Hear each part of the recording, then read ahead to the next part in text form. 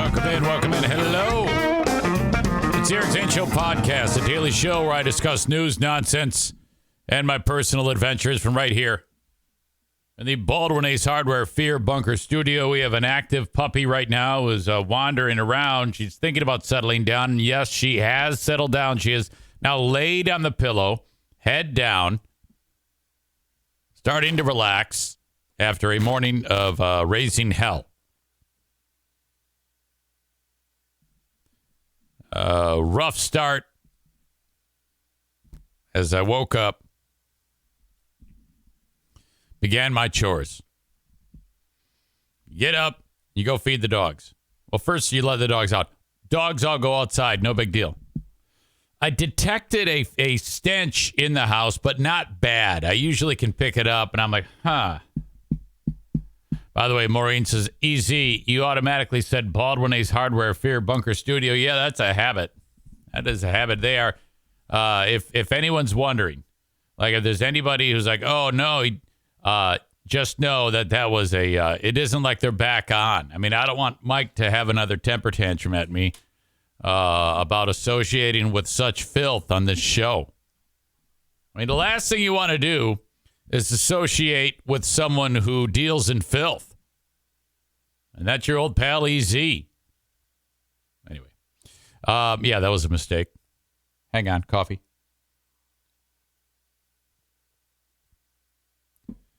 So I'm feeding the dogs. And I go,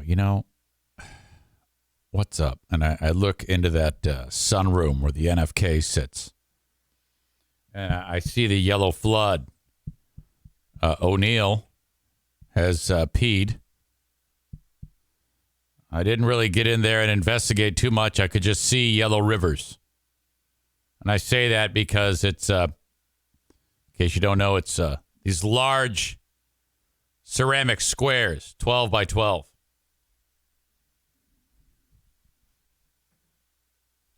The pee hits like the middle of a square, and then it runs off to where the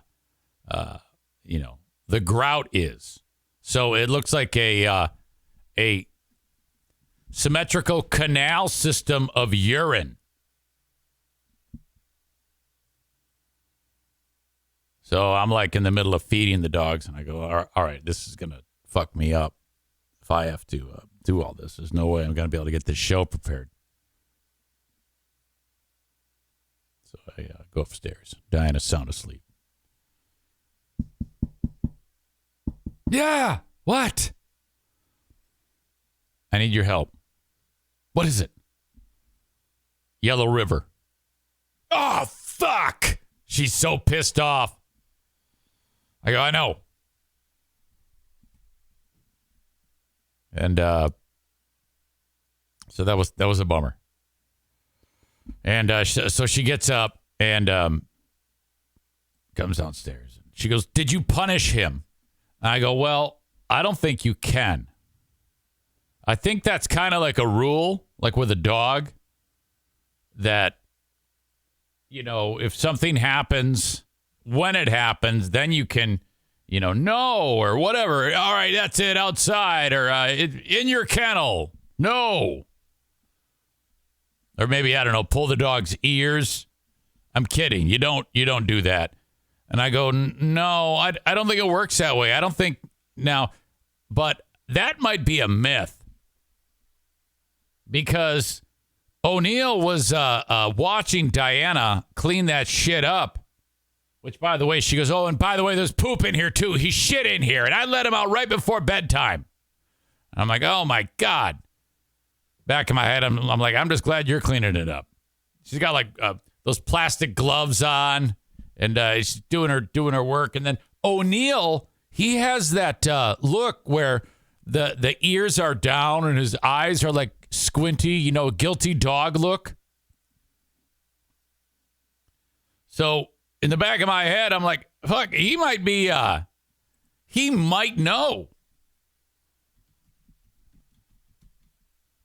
Because he's watching Diana clean it up, And I'm like looking at him. Kenny says, uneaten poop.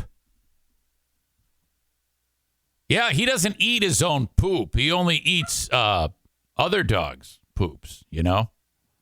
Like, these are all images I've seen before of, like, guilty dogs. This is what O'Neill is doing there. He's got that look on his face. So I think that's kind of a myth. I think you're supposed to, like, say, no, and, you know, yell at him or something like that. But, so I kind of gave him a pass. Look at this dog's eating someone's wallet. What a dick. This one did a whole bunch. This one got into the garbage, this asshole. Ever wondered why dogs feel guilty like humans? According to this article. They certainly won't talk, but under scrutiny, their guilt is evident. Refusal to make eye contact, swallowing nervously, and trying to pretend that nothing really happened. That's like me in a program director's office. Darla's giving Bruce the business, or O'Neill the business right now. All of them show signs of a guilt-ridden culprit, refusal to make eye contact, all of these things. It is intriguing that dogs behave the same way humans do upon an embarrassing situation and become apologetic. Why do they act guilty? Dogs indeed have capacity to feel guilty. They may slink away, drop their ears. They recognize the difference in the tone of the voice and body language of the owner when he is not his usual chirpy self. Scientists refer to this behavior as primary emotions, which include happiness and fear in every animal. Secondary emotions like jealousy, pride, and guilt is comparatively rare in most animals. The cognitive level for an emotion like guilt requires a high amount of self-awareness, and scientists haven't exactly been able to pinpoint the cause for this behavior in dogs. So this article is just clickbait. It doesn't really tell you anything. But I guess that question is, do you give your dog the business when that happens? Are you supposed to yell and, get angry at him? Rick from TC Paintball says, always discipline the dog. Yeah, I don't know. Now, Rick is on a winning streak. As we all know, he passed along the information to me about repairing my knee. Maureen says, I would not shame him. He already feels bad. No, do not yell at him. That's what Maureen says. So we have, like, conflict with the audience about what I should do. God damn it. Thought I had a video. Maybe I don't. Well, I had one earlier. I was going to show you some dog shaming. So that's what's up. It was a complete catastrophe. Diana was freaking out. Thank God she was here. Roger or I think this is, I don't know if this is Roger or Mrs. Roger. Rebecca, you must catch him in the act. Hold on a second. I'm about to catch him in the act right now. Hey, knock it off. I'm trying to do a show. It is Roger. Roger. She just gets right in O'Neill's face, and she's shaming him. She's actually in his face. Darla's in O'Neill's face saying, how the fuck can you have done that? You're like 6 or 7 years old. I'm a puppy, and I don't even do that, you asshole.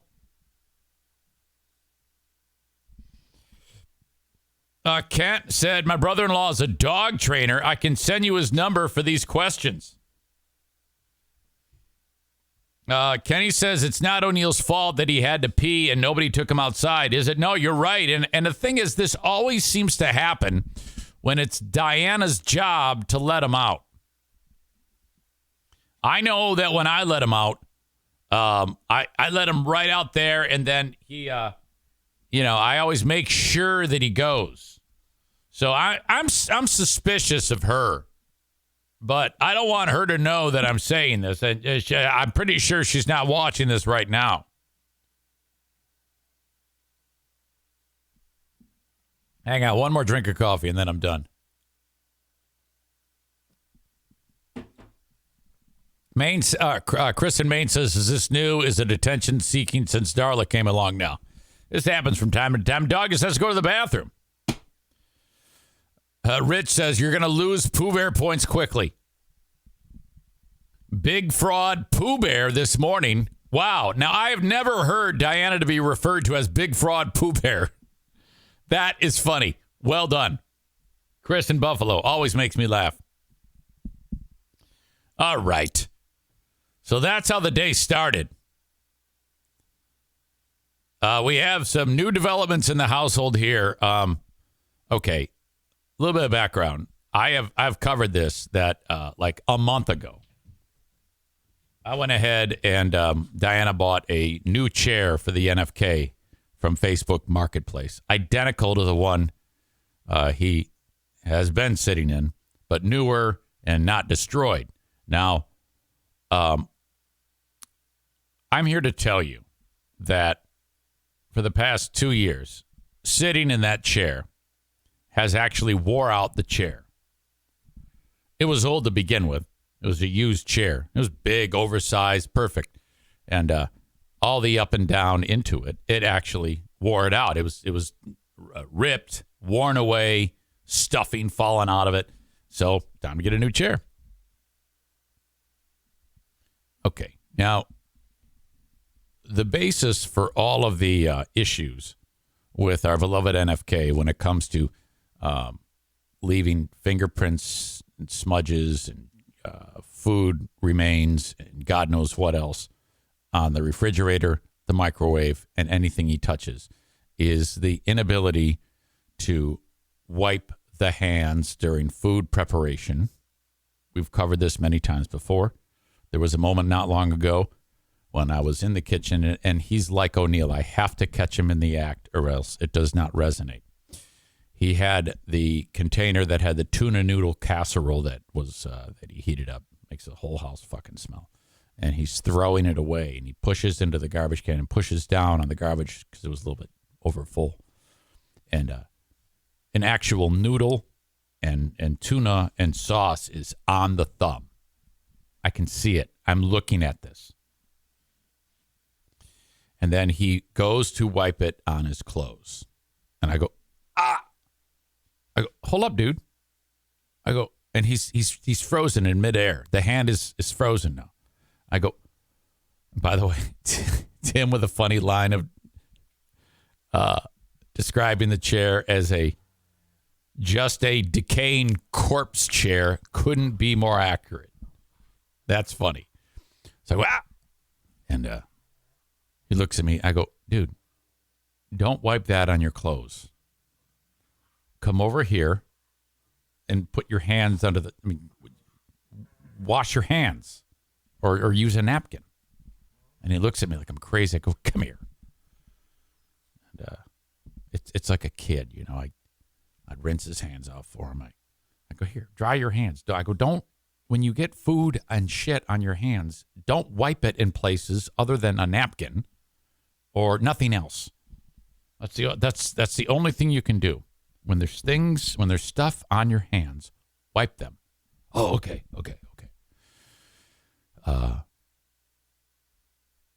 Further back, there have been times that I've been in that room that he sits, which had the yellow river, because it's the sunroom. It's where he sits in that fucking chair and watches 14 hours of TV every day.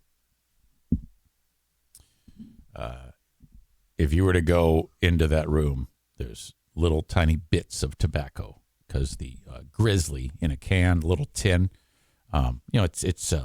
it's long cut, but it's still tiny bits of tobacco. So 10 to 20 times a day, he's putting that in his mouth. He uses so much tobacco. Holy cow! This guy he's got an easy pass to fucking mouth cancer. At one point in the future, he's gonna look like that fucking movie critic. Remember, like half his face got sawed off And he was like reviewing movies, and he I forgot his name. Doesn't matter. I think it was the two of them. It was I don't know, Rodan and Godzilla, two thumbs up guys. What the fuck were their names? Ebert. That's it. Ebert, Siskel, and Ebert. Chris says Ace and Gary. And Ebert was the one who got his face sawed off. Nick asks the question, where he's spitting all that chaw, do you have spit bottles left all over? No. No, he's pretty good about that. Just one spittoon with a straw. He spits it into a straw. Somehow he manages that. But he won't be for long after they saw his face off. And I can guarantee you that the day when he says, yes, you have, when the doctor says you have oral cancer, he will immediately stop. Just like when the doc said, hey, you've got cirrhosis of the liver. You should stop. Oh, okay. So when he dips, when he puts it into his mouth, and then he pulls his fingers out of his mouth, there's always little strands on his fingers, or one. He then will go and get it off of his fingers or onto his clothes. And over time, eventually, when he stands up, some or all of that will land on the floor. So numerous times I've had a sweep, and I've said to him before, I go, dude, this looks like some college kid's dorm room. You have to wipe your, and he looks at me like I'm fucking crazy when I tell him this. And he thinks I'm full of shit, I think. Even though there's evidence on the ground, little sprinkles of the fucking. So, but on Saturday, Diana says to me, she goes, because we went ahead and purchased the chair that's just like it, but black, not brown. And it was in like the room next to, and we hadn't yet switched them out. We were just waiting to do it. And the reason why we didn't just immediately pull the other one and put the new one in is because we knew this would take some time. So I go walking in there. I go, hey, buddy, guess what? Today is new chair day. I'm going to take that new chair and put it where the old chair has had its day. And we're going to get rid of the old chair, put the new chair there. What do you think of that? Oh, fuck shit. Fuck yeah, man. Fucking shit. Yeah. Fucking yeah. Yeah, I say fuck shit. I go, okay, man. That's good. Why don't you have a seat in this other chair that you're not allowed to sit in except for right now.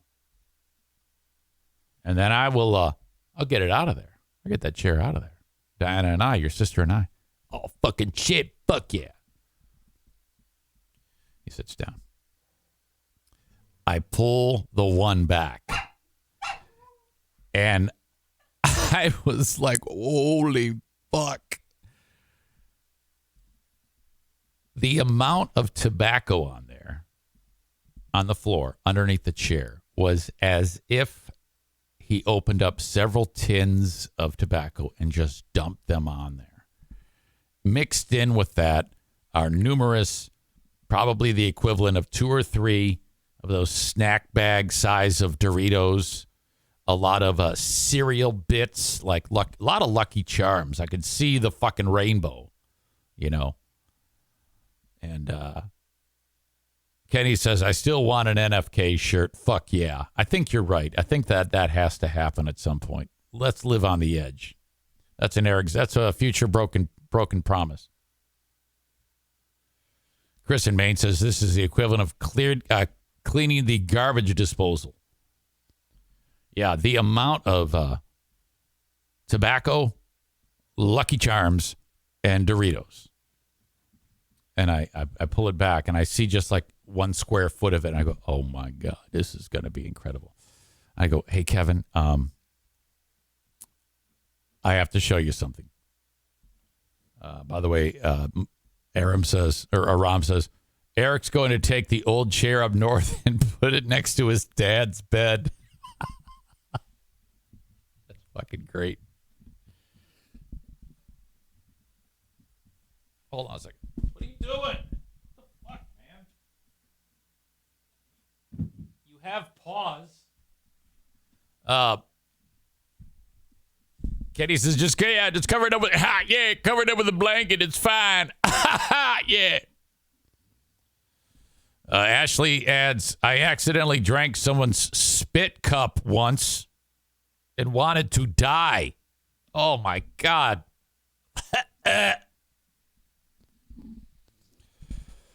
So I go, now Diana's standing right there. I've got my gloves on.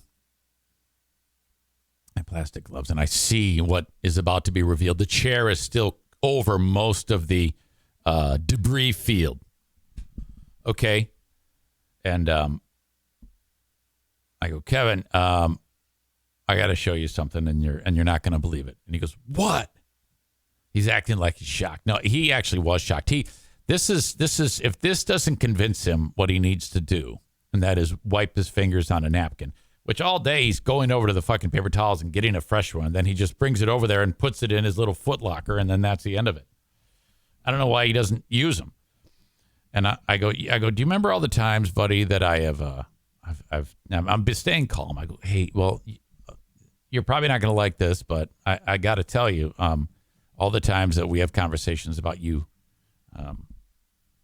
using napkins or paper towels to get food. I didn't say feces, but I meant feces. And tobacco. I've talked to you about wiping your hands. And there's a garbage can right there next to him. He doesn't have to get up. Yeah. I go, well, because you don't do that, this is what we get under the chair. And I pull that fucking chair back, and I'm kicking myself for not taking a picture of it. But I mean, just imagine. It looks like how I described it, like the tobacco was just dumped there. That's how much was under that fucking chair. And his eyes get big as fucking saucers. He cannot fucking believe it. Oh my God. He was mortified. I go, yeah, this is what I'm talking about. And he's just shocked with himself. So I didn't lose my shit. I didn't get impatient. I go, yeah, this is why I say it, because this is what accumulates here. And then this piles up. I go, can you just do me that favor? Have a paper towel nearby, wipe your hands when you're done, and then throw it in the garbage can, which is right next to you. And he goes, yeah. I go, okay, I appreciate that. And a little bit of time later, he goes, I'm so sorry. I go, hey, don't worry about it. It's not the end of the world. I also had to remain calm, because if I did that in front of Pooh Bear, she'd have kicked my ass. But I think I would have stayed calm either way. I have lost my shit on him before, but I wasn't about to on that at this particular time. Tim says, sweep it all up and put it back in the tobacco can. Kenny says he's like, I'm not familiar with the reference, but it says 10-second Tom guy on 51st dates. He doesn't remember stuff you tell him moments after telling him. Okay, that adds up. Doctor, don't wipe fingers on clothes. NFK, done. Yes, he does listen to the doctor. Might need to surround the chair with a drop cloth to remind him. Chris says he's like O'Neill. You have to shame him when he does it. And then Cole similarly adds, did he grab an empty tin and gather all the loose chew up for later? Oh, shit. Darla, come here. Oh, so this isn't done yet. Now we have to get the chair out. Now it's ripped. It's this is not the cleanest person ever. In fact, it's probably the grossest person that's ever walked on God's green earth. Dan and I have to get this chair out. Hang on, I got to put Darla on the couch.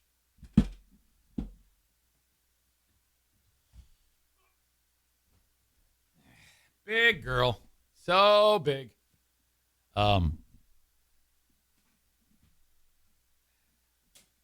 So we start walking it out the door. And then we realize it's so oversized, we're going to have to tip it on its side and angle it out, which means that we have to do some more work in order to just transport it out of the home. Now, this is going right to the dump. Like I'm putting it in my truck and just flipping it into the dump, into the area where you dump. And in order to get it out of the house, though, we have to get the vacuum and vacuum all of the shit because there's so much shit. Because we took the what do you call it, cushion off, and underneath it is just, oh my God. It looks like the floor of the ocean when that fucking submersible imploded. It's just so much debris, little tiny bits of it. Kenny with a reference that I don't get. All caps, pivot.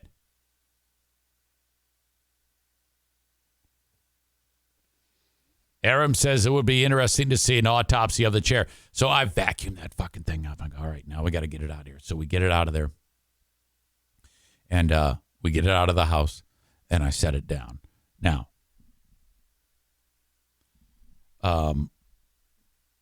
important to note something.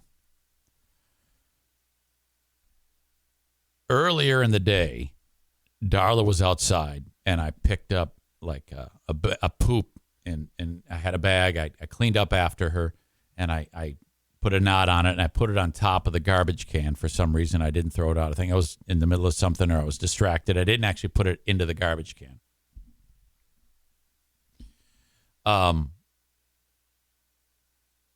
So there was a lot of flies around the bag, and the flies are pissed off because they can't get to the shit. They want to eat the shit, which is one of the reasons, side note, that, boy, out of all the insects on the planet,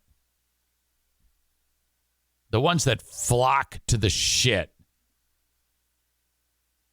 it just, nothing nauseates me more than when I'm at some kid's graduation party in the garage and even one fly lands on anything. I'm like, fuck that. I'm not eating that. I know where those legs have been. It's tromping around in some shit.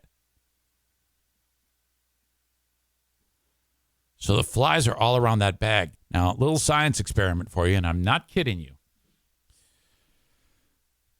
As the day wore on, the flies ignored the bag of shit and were actually on the chair. They were flying around the bag, not on the bag, just flying around it. They prefer the chair over shit. Now, if that doesn't indicate to you the filth level of what is on that chair, if flies who prefer shit are choosing, it's like the old fucking Pepsi versus Coke taste test in the 80s. They're saying, oh my God, fuck this delicious pile of shit. We have this chair. It's a giant pile of shit. We have so much. Can you imagine? The flies have even shown us how much shit is on that fucking chair. Oh my God. The bag of shit is pristine at this point. There's no flies on the goddamn bag. They're all on the chair. They're all buzzing around. I'm like, what the fuck is going on here? This is in my fucking house. Oh, shit. Oh, the things. Ashley asks if I own a blue light. Is that one of those lights that shows you, like, illuminates all the human fluids and stuff? Is that what that is? Oh, God. Well, all right. We will be repeating this in a couple of years. I can promise you, this story will manifest again. Except he might have like a sawed-off face at about that time because of the amount of tobacco he's consuming. Wow. So after I swept up the floor and got it all cleaned up, and he was feeling quite sheepish, and he apologized. And I go, don't worry about it, buddy. Don't worry about it. You see, he as this left, and I got all that out of there, he started feeling bad because I then filled up a bucket full of hot water with like a heavy duty disinfectant. I'm like scrubbing the floor right in front of him. I have to do all this fucking work, and he's just looking at me like, and he was shamed. He felt terrible about that. So I didn't say shit. I'm just adding up points. Okay, I score points with Pooh Bear here. I helped take care of her brother. Which, by the way, I have to take him to the dentist today. I'm in charge of all the things like that. I remain calm. More Pooh Bear points. Having these moments happen, and then I'm cashing in the points by discussing them with you. Somehow I'm going to get paid. Ultimately, this story is spectacular, and I am going to give it to you. This is the trade-off. Live here as long as you want. You don't have to pay a dime. I don't give a shit. Just come here. Love up your sister. It's her last living relative. Of course you can move in. Absolutely. I am going to talk about all of this. Thank God that this is the way it is, because it allows me to park on this ridiculous relationship that has to happen, this coexistence. Yeah, that's it. Aram says there will be royalties through best of segments. This is giving. I have been using tales like this for material since I was a child. It's all about life to Eric is this. Look at something and then tell people about it. That's it. Wash, rinse, repeat since I was 16 years old. Nothing more to it. Holy fuck. Maureen says, will the NFK get the profit from his name, image, likeness on the T-shirts? Absolutely not. Absolutely not. I get 100. There is cost to him living here. There is expense that's associated with it. That's the trade-off. Live here as long as you want, and everything else is mine. Eric, as a child, Kenny says, we don't really have many stories from your school days, do we? Oh, I'm sure we do. They pop up at random times as they enter my brain. Corey describes it as that's his rent. Ryan says you can't be a fraudster or Big Fraud Zane if you don't capitalize. Chris says, of course we have stories from Eric's past.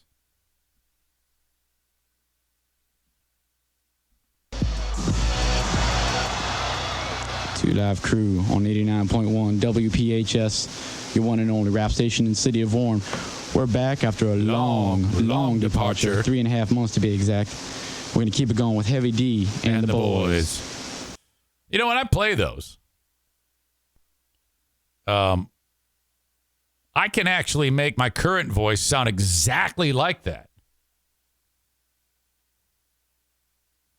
IMKO says, what is this accent? Is this the first time you've heard this? I've played this for years now. Maybe you're relatively new, but yeah, that's my first radio gig in high school, doing a rap show. And that's how white guys from Warren, Michigan, right next to Detroit, the suburbs, sound black. Yo, Two Live Crew, I'm bad.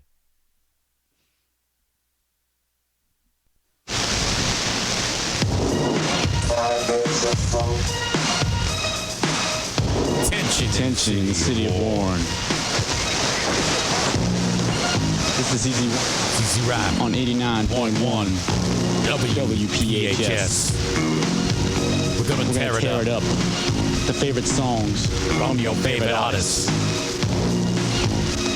We've got 2 hours. 8 till 10 p.m. We'll want to see those phone I'm going to want to hear those phone calls. 751 FM 89 is the number. Let's hear your suggestions. Let's hear your suggestions. Let's start it off right away with Run DMC. Together forever. Hey, yo, man, can we see the mics, man? 1, 2, 1, 2, and I say. Corey says, what an abortion. Bullshit. That is legend. Mitch says, legend has it that Zane was bit by a radioactive black man before this gig, and that is why he was able to sound like that. 89.1 WPHS. That was MC Shy D. Before that, we had Run DMC Together Forever. We're going to keep it going with my main man, LL Cool J. I'm bad. I'm bad. That's a great song, by the way. Nobody can rap quite like I can. I'll take a... Wait, what are the... Okay, hold on a second. I got to hear it now.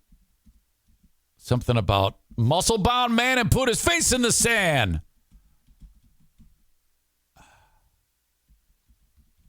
Nobody can rap quite like I can. I'll take a muscle-bound man and put his face in the sand. With BOGO dollar deal, your dollar never tasted so good. So everyone's going to get it. I know you hear a commercial right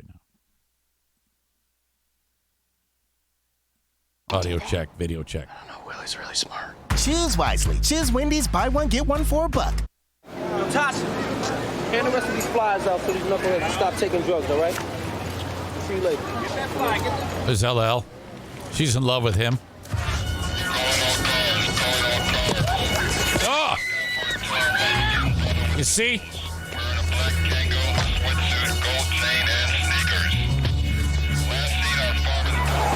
So they abduct the chick, okay? And LL's pissed.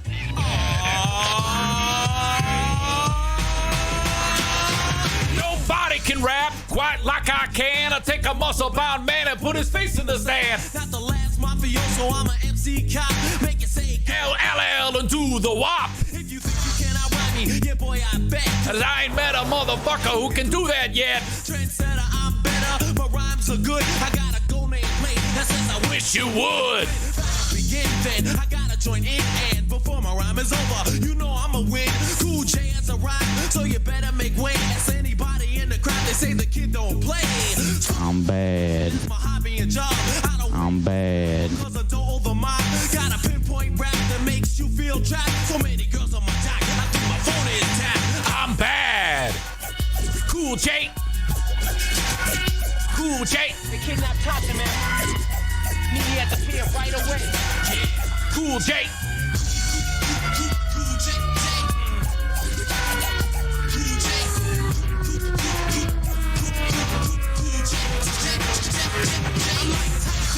And I'm a soldier at war. I'm making sure you don't try to battle me no more. Okay.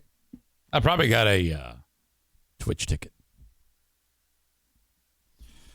Patrick says, I love the beat. Yeah, it was fucking awesome. That was when they would make it themselves. You know? The tracksuit ages well. I've never heard this before in my entire life. Mini Fraud Zane on 89.1. Let's hear your suggestions. I am KO walking down the street, beating my meat. That's the old easy rhyme from the radio days. I'm bad. Hello, Cool J. I'm bad. Anyway, I will go ahead and link up the LL Cool J song to the links when I'm done with the show. Okay, where am I now? I don't even know what the fuck is going on. Thank you so much for supporting on Patreon. The Patreon has been I've somehow managed to get it to take off again, which is just very, very satisfying You know, I've been working at it for more than 4.5 years. And I a lot of it had to do with the new shows we've put out. Who are these Zanes? Who are these free beers? And the free trial, the 7-day free trial. So if you are enjoying the show, this is separate. This is the free podcast. Everybody checks this one out. But, for those people who do check it out, it's all free, of course. But Patreon is ad-free, listener-supported, which means your dollars drive it. And I put a lot into it. There's a lot of content that goes up there each week, including the shows that I just mentioned. This week, we're going to debut Who Are These Justins, which is that cat that was on the Free Beer and Hot Wings show. He was, I guess, my replacement or something like that. It was really, no, I think they took St. Gaslight and made him the host, okay? And then they made this Justin guy like the producer. But that guy did not have a chance.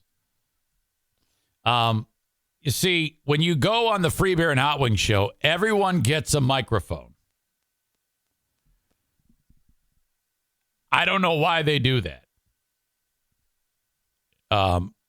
Any more than 3 is way too many. Way too many.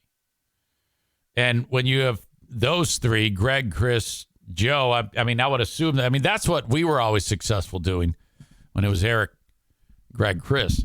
But they went ahead and then they brought everybody into the studio, including this Justin guy, who is a mess. He is an absolute mess. I'm guessing pretty strong behind the scenes, but has no business whatsoever being near a microphone. And it's not that his voice sounds bad, because he actually has a pretty warm voice. I think if he did some type of, I don't want to say voice acting, but like commercial work, I think he could pull that off.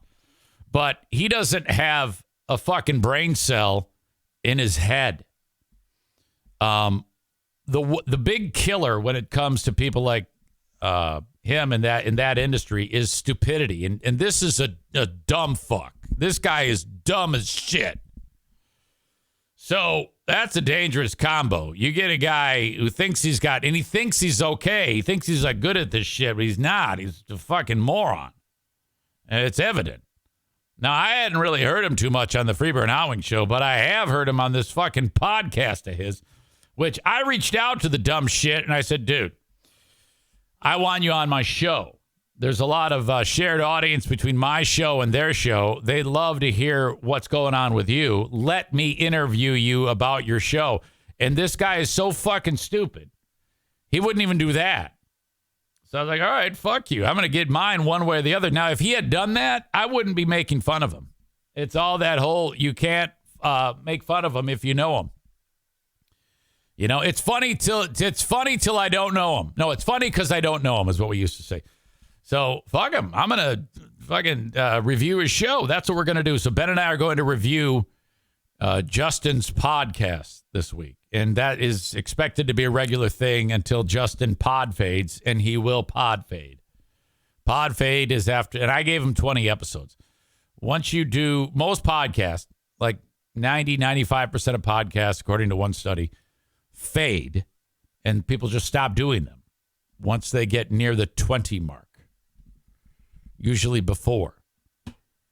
So I will be reviewing Justin's podcast, and that will be on Patreon. So this is a great time for you to sign up for Patreon for free. Holy shit. patreon.com/Eric Zane. You get 7 days for free. You're like, what's the catch? Okay, these are the catches. Catch 1. You have to put in a payment form. Why is that? Well, because if you go more than the 7 days free, then you get charged. But complete transparency, if you cancel it a day after you sign up, you're still going to get the 7 days. It just won't charge you. I throw it out there like that because I don't want you to think that I'm tricking you. And as it's worked out, I've had quite a strong success rate of getting people to sign up. So I make sure that you know what you're dealing with. $5 or $10 a month. $5 is all the audio. $10 a month is the audio, the video, and the live streams. It's important that if you want like the stuff, the live stream, if you pay the $10 for the audio, video, live streams, you're going to get all the shows early. You're going to get Ben and Eric early with video. You're going to get Who Are These Free Beers early. You're going to get Who Are These Zanes early because when we do it live, we'll do it live. I make it available to folks who are on the $10 a month tier 2 level. It's also an option if you like it to sign up for a year, and I'll take 10% off, and then you're done with it. You don't have a monthly payment. And Patreon's wonky because I know people have been like, fuck, I was signed up and it was charging me and then it stopped. So I don't know what the fuck is up with their platform. But anyway, patreon.com/Eric Zane. I just remembered that last week, Friday, I didn't even kick the Facebook, Twitter, and YouTube audience out. They were there the whole show. I didn't ditch them. Sorry about that to the folks on Twitch. So if you are on Facebook watching this show right now, or Twitter, or YouTube, I'm going to kick you out. The only way to get the full show is to catch it on Twitch. Download the Twitch app on your mobile device. Once you do that, give yourself a little name so you can interact with the rest of the crew here. And then off you go. You then follow my page. After you download the app, you search Eric Zane Live. All one word. Follow. And then link up your Amazon Prime and subscribe. Now, you don't have to do any of this. But if you want the show free, you do all these things. It's awesome because Twitch, you can be listening to it. You can dim the screen and run it through your Bluetooth, and you can get me live 8 a.m. to 10 a.m. Eastern Time, Monday through Friday. That's when I'm on. All right? So if you need more info on that, or you're lost, or you're like, I can't do it because I'm old and stupid, send me an email, eric@ericzaneshow.com on the Shoreliner Striping inbox, and I will help you through it. I don't know exactly the amount of people on Twitch that are following. I know it's more than 1,000. We've built it up to that. Started at 0. Thank you for following if you've done that in the past. It's free to watch a show on Twitch. You will get some ads if you're not subscribed at some point. If you're subscribed, the ads go away. Corey just subscribed. I finally convinced him. All right. So that's a lot of talking about me. Facebook, have a great day. Twitter, have a great day. YouTube, have a great day. Twitch and Facebook brought to you by Irvine's Auto Repair, Grand Rapids Hybrid, and EV. Twitter brought to you by Blue Frost IT. And there you go.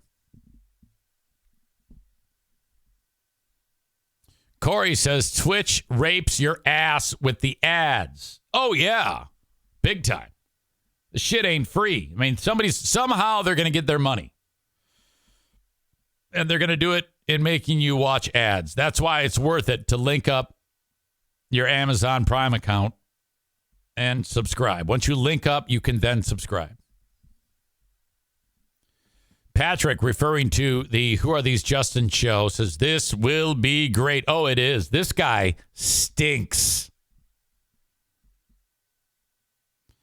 Corey says he got really pissed off when Joe came back from his arrest and he had to go back to the producer chair. Is that right? He adds also, he was entertaining when we could hear about his meth-filled trailer park he grew up in. Linda says they let him talk/lie too much. That's the thing. The guy, he would always have these outrageous stories that seemed he was so bad at telling them that they were ridiculously unbelievable and not convincing in any way to actually be true.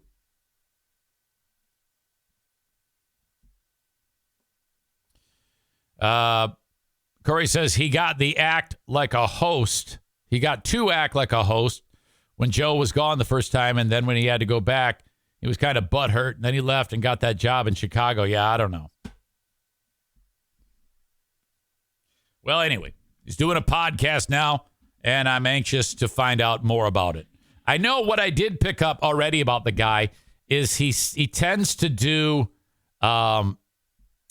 he's not shaking the radio vibe yet.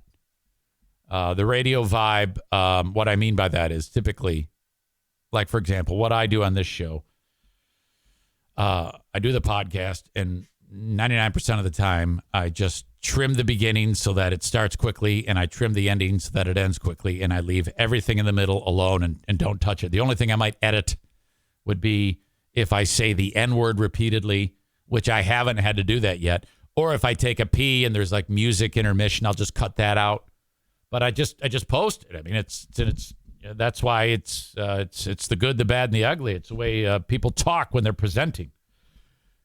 Where he fucks up right away is he starts to edit every single second of the fucking thing. And it's remarkably squeaky clean. And there's no pauses that sound natural. It's really over edited. And it's so rapid fire, it's painful. It's not, when you hear it, you'd be like, what's happening here? There's something that's not jiving with my psyche. It's because people don't talk the way he's presenting. And Linda points this out. He thinks he's a motivational speaker. The day I'm motivated by him, shoot me. What he also does, what she's referring to there, is he's constantly like giving these one to grow on speeches and telling people that their life, you're worth it, and someone right out there, someone loves you, and all this fucking, it's just icky. Crestvax writes family, family, family, and I think that's something the guy does. It's like, and not that that's a bad message. It just rings so fucking hollow. The way he says it. Young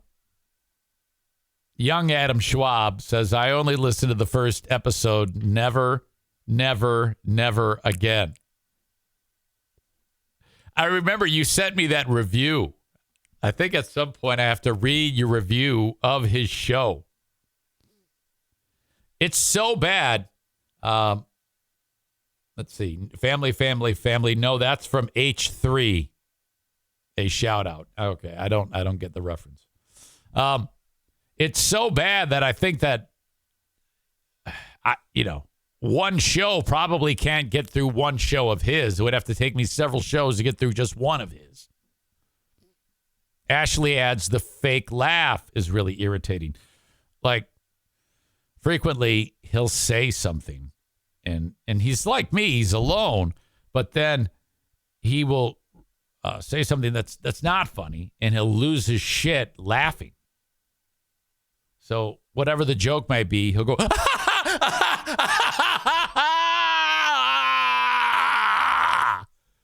Now imagine me doing that. You'd be like, oh, fuck. There's nothing I can say on this show that could ever be funny enough to make me laugh. If I ever chuckle at something I say, it's because I'm thinking about how it's landing, something that I'm saying. Like if I bark out something that I know is a fucking horrible thing to say, that if you said it on the street, you'd be shot, then I think about how you hear it and what you're doing. You're shaking your head. You're going, oh, my God, Jesus, fuck. The fuck is wrong with you? That's what makes me laugh. It's not that it's fucking funny to me. Or when I know I'm upsetting like someone like Kenny. Like he says, you usually turn away from the mic anyway. Yes, that's true. Or when you tell me something that I've done, I might laugh at that. But it's not going to be some fucking fake over the top. you asshole. So everything about the guy is the most unnatural, unnerving thing you're ever going to hear. I think Who Are These Justins has potential to blow away all of these other review shows, like Who Are These Zanes and Who Are These Free Beers? You know, you got to understand, Who Are These Free Beers? It actually comes from a place of hate, okay? Because of my hatred for Greg, and I only hate Greg. Someone said to me, I think it was Adam, boy, you really hate him. And I said, no, I don't. No, I think I do. I'm going back on what I said. I think I might actually hate that guy. Okay? That comes from a place of hate, which is not healthy, but fuck it. Who gives a shit? But Justin, I don't know that fucking guy, but oh God, this is going to be devastating. Aaron says a lot of people have listened to his podcast. I have not. You should, because if you hear it, especially the first episode, and it is called No Please, you can find his podcast, No Please. I'm going to just start with episode 1, and then you'll have an idea. You'll be able to have an easier time relating to what we're talking about because you've, had it teased, and you can form your own impressions about it. And of course, we'll be showing the show live on Patreon, so it's going to be fucking great. I cannot wait. Corey says so much free advertising for him. That's true, absolutely true.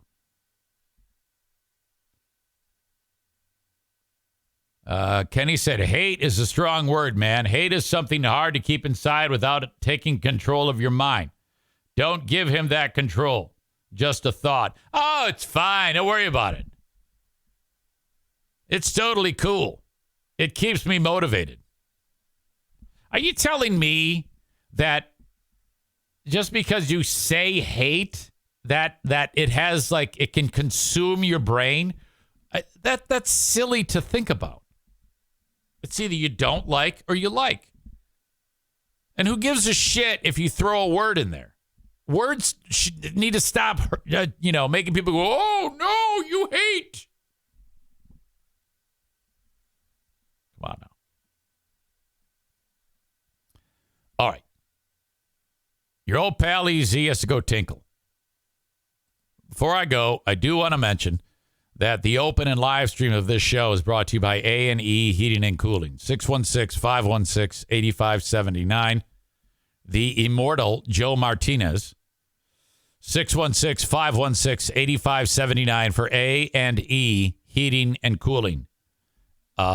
Okay, the heat dome hasn't quite settled on West Michigan, but it's still quite warm, so you need that AC going at least some point during the day. And if you have not done this, if you're like a homeowner and you've never had your AC tuned and cleaned, if you haven't done this in the past year, this is a ticking time bomb. You sure as hell don't want a sensitive piece of equipment like an air conditioner compromised or working harder than it needs to because of all the dust, dirt, and debris that accumulates on the mechanisms that keep your home cool. All right? So, preventative maintenance is important. $79 is the AC tune. Here in the middle of summer, you can get that done from A&E Heating and Cooling. 616-516-8579. Call Joe today. Or if something's the matter with it, you need some scheduled maintenance taken care of, or maybe just a problem popped up, you can make a call and have that taken care of. And God forbid you have an after-hours service call, because you will be waking up a cranky Mexican if you do the after. The first thing he's going to say is, ay, ay, ay. And he's going to say, can it wait until 8 a.m. or else I'm going to bend you over the piñata. And if you say, no, you got to get here now. All right. Big bucks right out of the gate. Now, some of the audience, I know you're rolling in dough. You're millionaires. But so it ain't going to matter. But 616-516-8579. In fact, if you got a ton of money, just call Joe Martinez, even if you don't have a problem, and wake him up and have him come to your house with the smell of Dos Equis on his breath and then just give them the money and say, I want to make sure that you'd come. EZ told me to do this. This is a terrible idea. Thank you to the Mario Flores Lakeshore team of Van Dyke Mortgage. 231-332-6505. Anywhere in the U.S., you call up Mario and get a mortgage. Okay, now not everybody is going to go buy the $700,000 house. Mario realizes that. He caters to the folks like my son, who's in the market for his first time home. He's trying to get out of that fucking tin can. That's a story. Holy shit. So, if you're in the market for the house that, the $150,000 house, absolutely. Call Mario today. He'll handle all your questions and take care of you to make sure that you have everything you need to get that first mortgage. 231-332-6505. Ask for the EZ Red Carpet Service. Fuck, everybody gets a red carpet service. But mention my name, please, when you call Mario from anywhere in the U.S., and he can help you. 231-332-6505.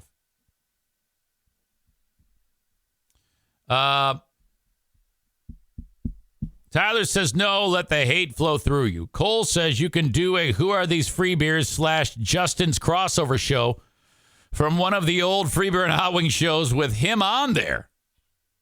That's a great idea. I don't know if I have access to those shows. No, I think I do. Maybe I don't. I don't know if I have access to those shows. Oops. Sorry, Bruce. I just kicked Bruce in the head.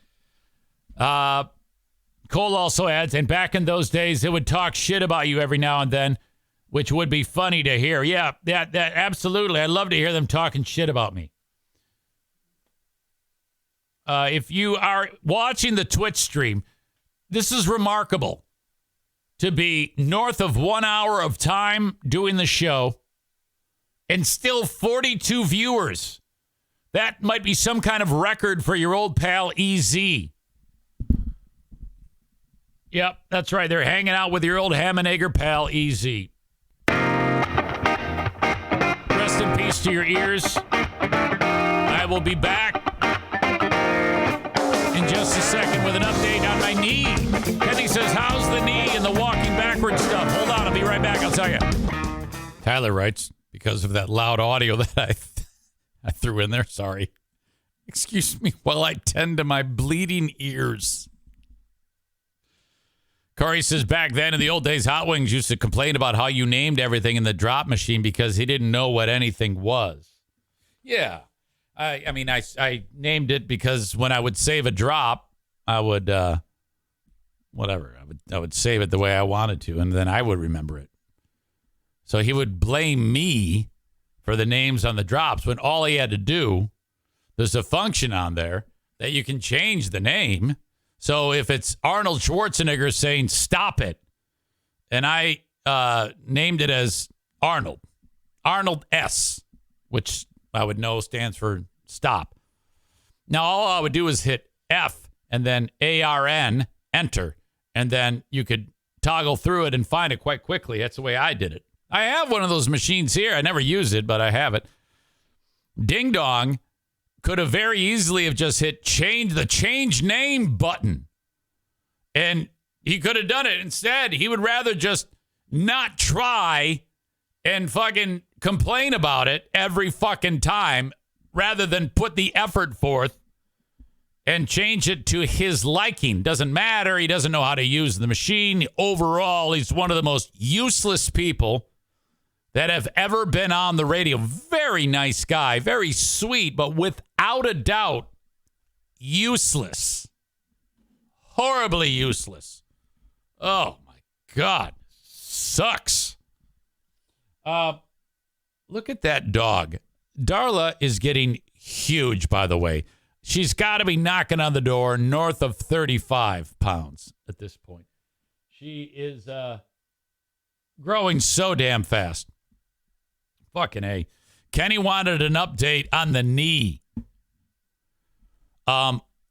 So, yeah, this continues to progress nicely. Trying to build that strength back in that wonky knee of mine where 1 week ago is when I found out about the walking backwards thing. If you don't know what the fuck I'm talking about, knees over toes guy is the dude who stresses a certain exercise movement different than what has been preached before, where they're like, oh, no, knees can't go over the toes. That'll hurt them. He's like, no. You have to put your knees over your toes. You need to stress them and make them strong, and then they're bulletproof. And I immediately what is the word I'm searching for? Implemented? I don't know. The techniques. And my knee immediately felt better. And that continues to work out. It's not perfect, but it is healing. If it got no better at this point, it would be a victory. Because I can function now. I couldn't do anything. It was terrible. And I thought I was done. But I'm not. In fact, I go there to the gym and I'll do these strength exercises. And then I've been started to jog slowly on the treadmill. Now I'm running. And Tuesday, I ran a 1/4 mile at like 3.5 miles an hour. And then Wednesday, I did a 1/10 more, 0.35 miles. Thursday, I did 0.45 miles. And then yesterday, I did a 1/2 mile, but I was running. I mean, I finished the last 1/10 of a mile at like, 8.5 minutes a mile. That pace. The lungs feel good. The heart feels good. It's just getting my leg up to where I can do it. Now, when I'm doing it, I can feel it doesn't like it that much, but I can do it. I couldn't even fucking walk last time in the weeks leading up to that. And so it really feels like it's getting stronger. And I can't stress enough how much this has turned it around for me. And I've had other people weigh in with that. I was talking with Sarah Rook Ruck Ruch at the racetrack on Saturday. More on that in a second. She's out of fucking control. She said she started doing it and because she was having some knee pain walking backwards or walking up the stairs backwards or something. She was doing something like that. And holy fuck, she's like, yeah, it absolutely made me feel better. So I'm all about that. At the track on Saturday, I was trying to get somebody to go with me. I know Matt Kuipers was going to be there and his lovely daughter, Abigail. That's Kevin Kuiper's brother. That is the non-cutie patootie. No cutie patootie. Now, he's handsome, but he doesn't qualify as cutie patootie. That's his brother who went to some fucking heavy metal show. I forgot what it was called. In town, there was some stupid thing going on at one of those dumbass. It's Kenny music is what it is. I forgot what it was called. So Kuipers is there. I reached out to Ben, can't go. Reached out to Stu, can't go. Reached out to Kyler, can't go. Upheaval, that's what it's known as. The Upheaval Festival. Whatever. I reach out to Sarah. I go, okay, you should come to the races with Dinah and I. All right. I'm pulling in to the facility, the parking lot. It's a field. I'm like 10 cars from going in, and there's a truck, a black truck pulling in.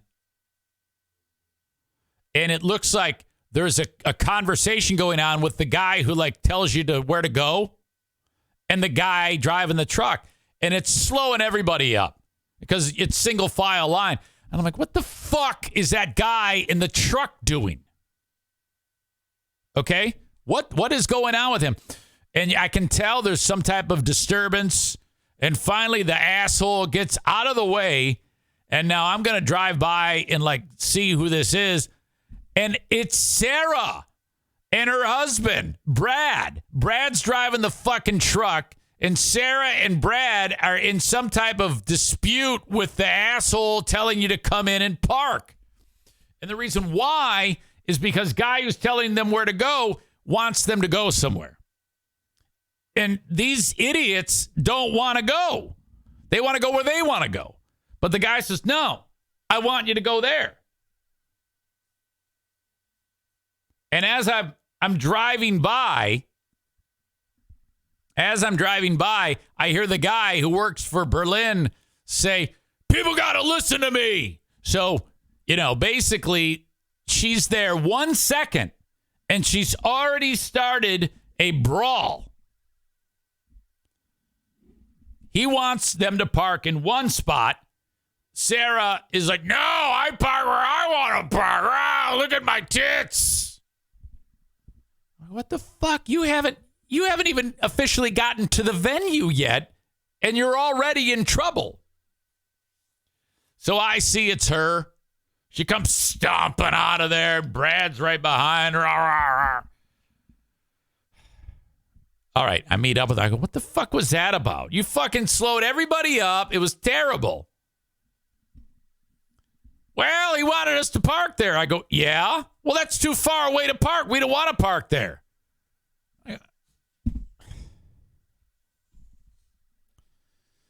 Walk in.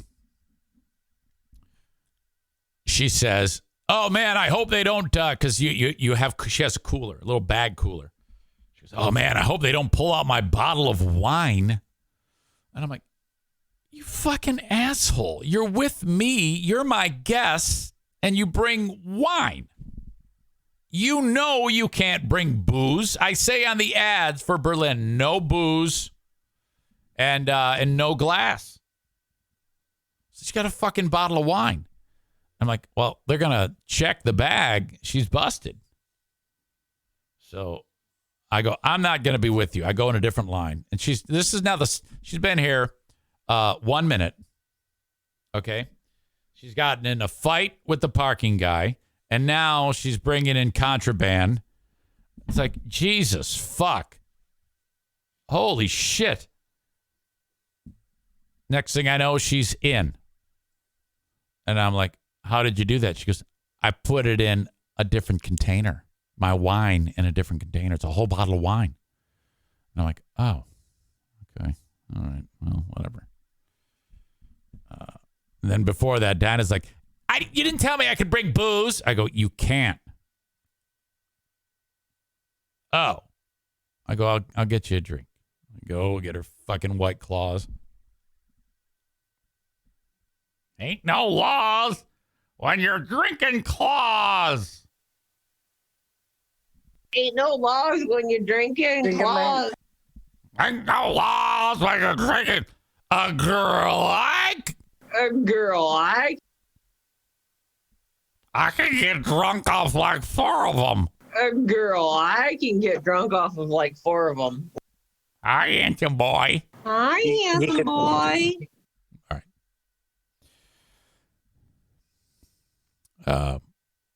We go sit in the grandstands. Now, I have on this show explained in great detail the moment when Kyler was there and we were surrounded by all of these people. And in the middle of all of these people, he sits down, swabs his titties, and starts dropping F-bombs. And then the head's turning and looking at him. I don't know why this is so difficult for some people to understand and why I always pair up with these people who do this. Most people around mixed company don't repeatedly drop F-bombs. In fact, I didn't hear one F-bomb from anyone else around me at Saturday's races except Sarah. And as she drank more of the wine, this became more of an issue. And then she's sitting next to my wife, and I have to stand every few minutes because my ass hurts. And I'm standing up, so now my dick is at female head level. Diana to my right, Sarah to her right. And Sarah's ogling my dick. She goes, oh my God, Diana, look at that thing. And she goes, I know. They're both drinking. And then they're both horny, and they're talking about, oh, man, that thing just sticks right out. Look at that thing. And I can hear them. And I'm like, and everyone can hear them. They're talking about my cock. And then as they're discussing this, Sarah teaches Diana the sign for the shocker. Okay? You hold down your ring finger with your thumb. Okay? 2 in the pink, 1 in the stink. The shocker. And so Diana's like, oh, my God, this is great. I love this. And she's waving the shocker at people during the race. The cars go around the track. She's showing the shocker. I'm like, what the fuck is happening here? And so Sarah is now using that F-bomb with great frequency.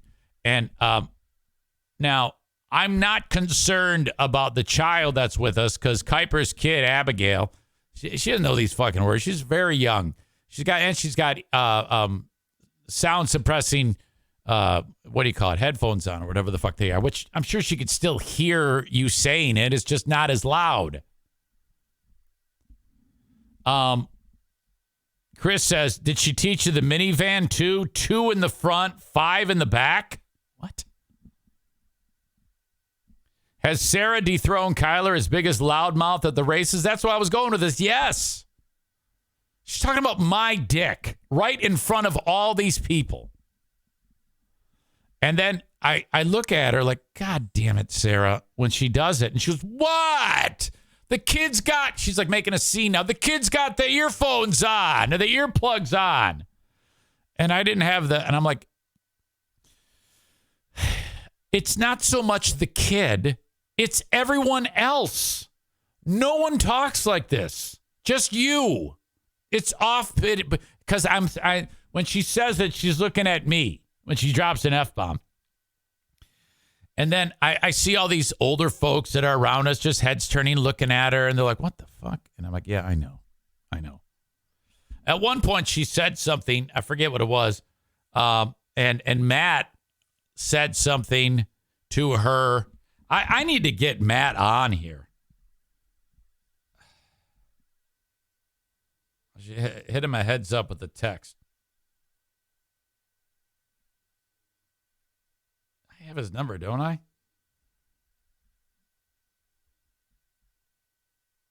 Oh, shit. I don't have his number. Kevin, send me your brother's number immediately. I need to get him on because he was witness to all of this. Brad was to the right of, actually it was Sarah, and then next to Sarah was her friend and her husband, and then Brad. Okay? He's getting up every 3 minutes to go take a leak and get another beer. Holy fuck. So that was, this is all that I had to put up with. And then, like, the announcer, Jeff Striegel's like, hey, there's Eric Zane. Eric Zane's here. Wave to the crowd, Eric. I'm like, yeah, all right, buddy. How you doing? And then everyone's like, oh, boy, that Eric Zane, he brought in some fucking loudmouth.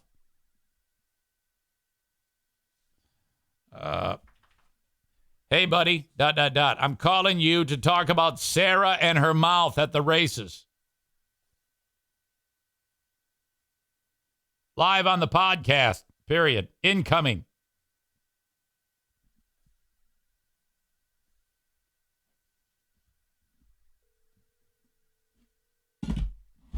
Knowing me, I'll get shut out. Everyone's too busy for me. Yellow. Hi, Matt. Hey. It was great spending time with you the other day. Oh, it was. It was a lot of fun. Yeah, those cars are awesome. That was a great time. Did your little one have a good time? Oh yeah, she had a blast. She loved it. She's very well behaved. When she wants to be. Yeah, she was, because to sit there for that amount of time, I mean, she was quiet as church mouse. She didn't have to be, but she. What is her age? 3? She's 4. 4. Well, I just loved her. It was nice to meet her and good to see you. Oh yeah, she got kind of bored when they weren't racing, but yeah, for the most part, she had a blast. you were witness to what I was just talking about on the show, and that was Sarah. And I was talking about the language, the swearing, the loud. Can you confirm this? That she was worse than Kyler? Yeah, I can. Thank God. All right. Now here's the thing. She's probably she sobers up, and then I explain what happened. I'll explain what happened, and then she'll feel bad and embarrassed by this. But I mean, what am I supposed to do? I mean, and she kept like saying, "Oh yeah, I can talk like this because the little one has her earphones on." I was like, "Well, I'm sure she can still hear you." And the other thing is, it's not just the little ones; everyone's fucking looking at you. Yeah. I mean, my daughter had those headphones that you can actually hear normally. Yes. When people are talking. Right. Yes. So it was intense. I was like, come on, man. And God, I think there was one point when you said something and she thought you were picking on me. And you said, no, I'm talking to you. Oh, I remember what it is, but I can't think of what it was for the life of me. Yeah, and she was like, what? The kid's got her earphones on. She's fine. It's like, oh, boy, I don't know, Sarah. Holy shit. It was the wine talking. Oh, absolutely, because she wasn't like that till, well, actually, you know what? She was a problem, literally. I don't know if you heard this part of the show. She was a problem before I got there because when I was driving into the parking lot, I was witnessing the interaction between her and the guy who tells you where to park.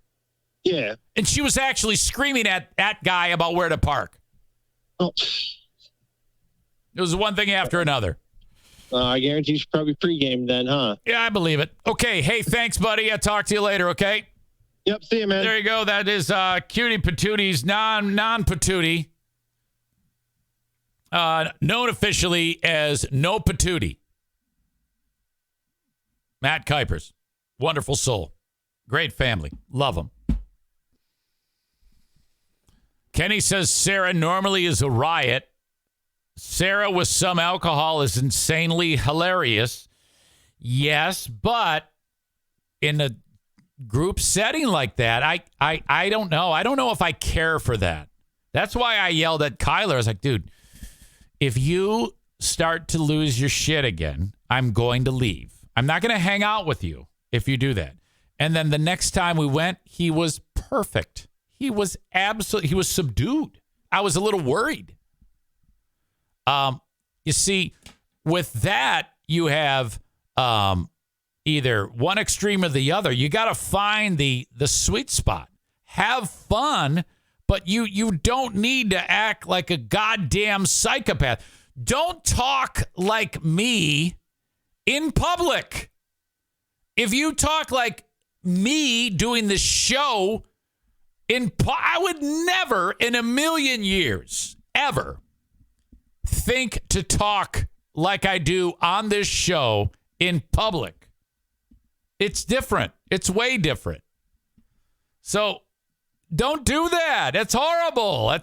I love you too much to make it hurts me to have to tell you how awful that is because I love you to death. You're the best. I love you. I love Brad. But when you're yeah, look at that cock. Oh, my God. Look at his dick. Oh, fuck Diana. Fucking A. Nice cock. I might have exaggerated that a little, but whatever. Oh, shit. I think I could have done them both right there in the stands. Holy shit.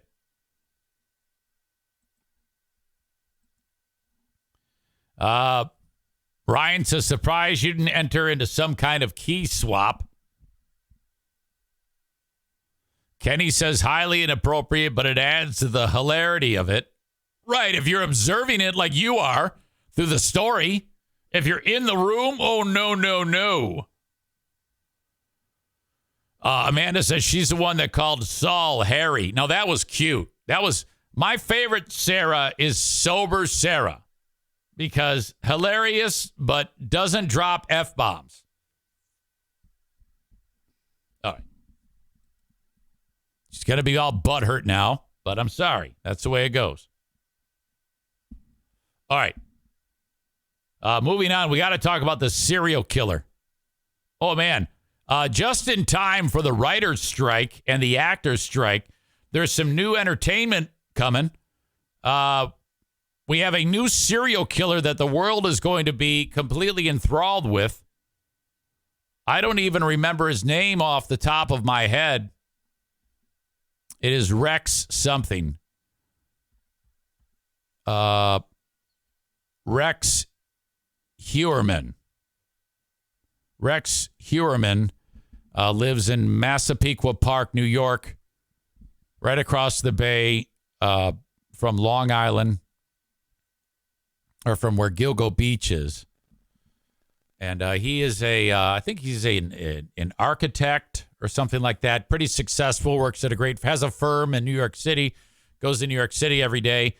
10 years ago, cops say he started to murder chicks and throw their bodies all along Gilgo Beach in various areas of Long Island. And there was if I understand this, a description of a vehicle and him. There was but the trail grew cold. And it's all coming out very slowly, but this guy, the cops kind of started to figure out it was him recently. And then there was some suggestions made after advancements in DNA evidence that kind of led them, perhaps. There's a lot of holes in the story, which we'll find out over time. And they got them honing in on this Rex Heuermann guy. And so then the investigators were watching him from afar. He had no idea it was being watched. And he threw out a fucking pizza in the city into the garbage can. And they fished it out after he ate some of the pizza. And they were able to scientifically extract some of his DNA and be able to compare it to evidence found at the crime scenes from these dead chicks. And then that led to the arrest on Friday. So 3, possibly 4, and with the strong chance that many more, 11 bodies have been found over the years. And this is the old double life thing, where he's got like wife, kids, the whole deal. And it reminds me of BTK, you know? Radio voice Linda says, can't wait for the Dateline and 2020 episodes on this story. In fact, I'm going to, there's a CBS news story about this thing that I think I have. Yes, I do. Okay. Hang on now. Audio check, video check. This is never an easy process. We begin. A suspected serial killer on New York's Long Island has been arrested. 59-year-old Rex Heuermann was charged with the murders of 3 young women Friday. Officials. Now, he looks like a psychopath there, but he's very clean cut and shit. He's kind of a nerd, actually. Say he is also the prime suspect in a 4th murder. The remains of the victims, along with 7 others, were found near Gilgo Beach on the south shore of Long Island more than 10 years ago. The suspect is a Manhattan architect who lived across the bay from the crime scenes. He has pleaded not guilty. Meg Oliver takes us inside the case. Rex, did you do it? Police say Rex Heuermann, a New York City architect, big dude, is the suspected serial killer they've been hunting for over a decade. Heuermann lived on this quiet street in Massapequa, Long Island. He was arrested near his Manhattan office last night and arraigned today. Rex Heuermann is a demon that walks among us, a predator that ruined families. Yeah, I don't know who that is, lead investigator or something. Prosecutors said investigators were led to Heuermann initially after a witness reported seeing a pickup truck when one of the victims disappeared in 2010. Investigators later recovered his DNA from a pizza crust he discarded in Manhattan and matched it to genetic material found on the bodies. Where did they get the pizza box? They also linked him to other evidence, including burner phones used to arrange meetings with the victims. Okay, so I don't know if this is like prostitution. I don't know if they've indicated that yet, but he was Like would meet the chicks and then that would happen. We're continuing to execute search warrants, and we anticipate getting more evidence. Today, Huerman was charged with murder in the deaths of 3 women and is the prime suspect of another victim whose bodies were first discovered on Long Island in 2010. That Melissa Barthelemy, it wasn't this news report. Maybe they'll mention it in case they don't. I'll say it now. Huerman, cops say, got her cell phone after he killed her and then would call the family from that phone to taunt them. The women, all sex workers, were found wrapped. There you go, sex workers. In burlap bags. Shannon Gilbert was among those who went missing after making this desperate call to 911. What always strikes me about the sex workers is that these all look like, from, I don't know where these images are taken from. I don't know, maybe it was a different point in their life when they weren't a sex worker, but they always look like just everyday daughters and wives and shit like that. It's there's the stereotype that a sex worker looks like a sex worker. This looks like a mom.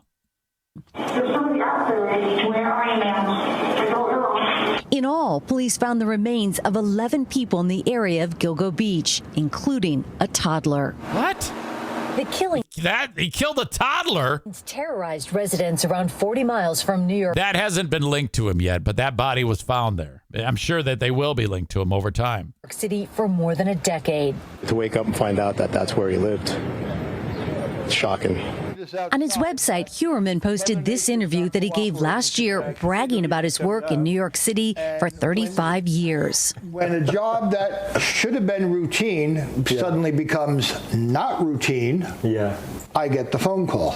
That's the dude.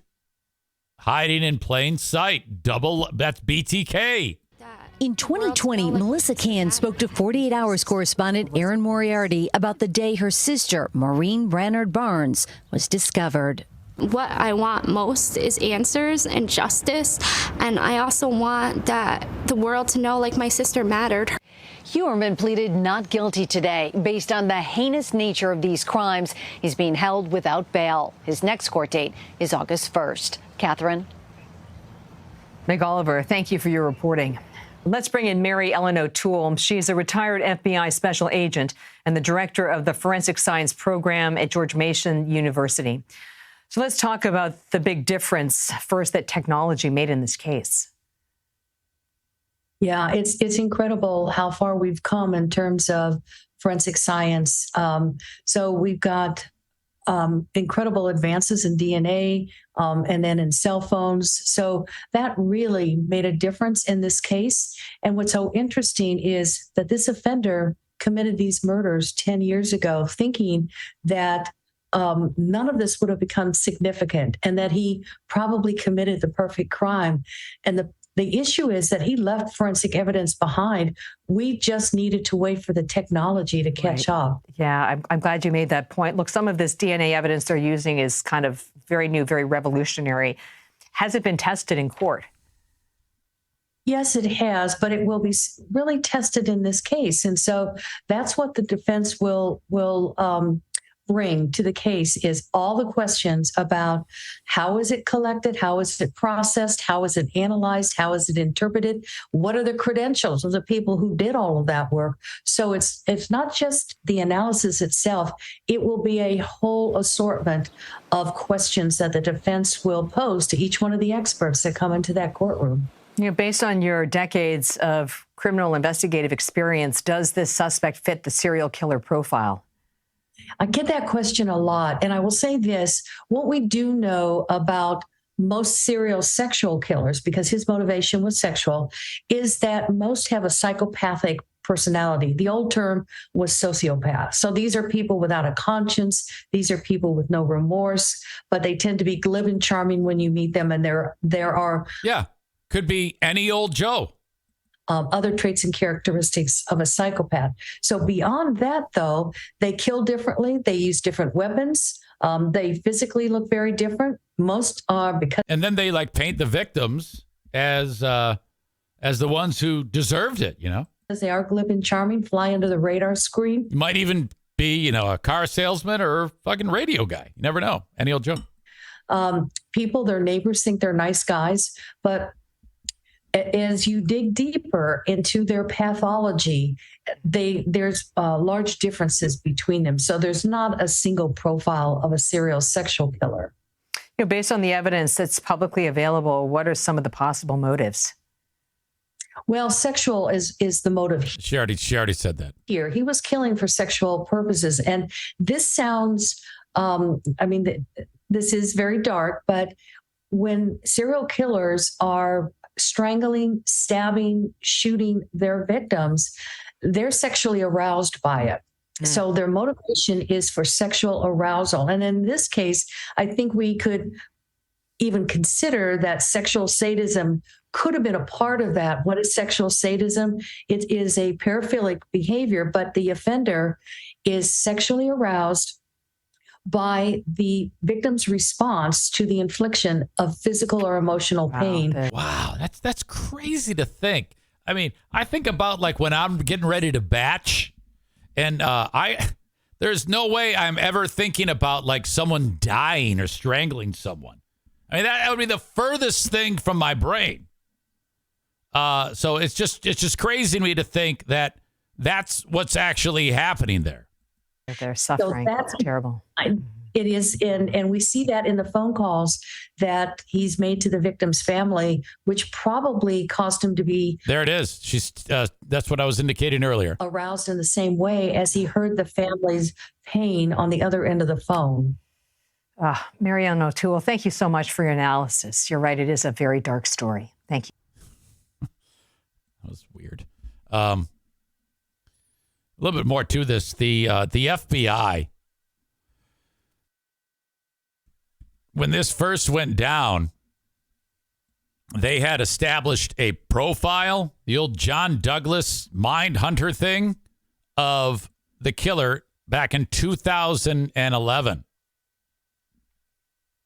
New York Times article says in Gilgo Beach killings, an arrest bears out a decade-old prediction. In 2011, experts made a list of characteristics they predicted that the suspect would have. Dude checks many of the boxes. Let's see. On Friday, details began emerging about Rex Heuermann was arrested and charged with murder and the killings of 3 of the women.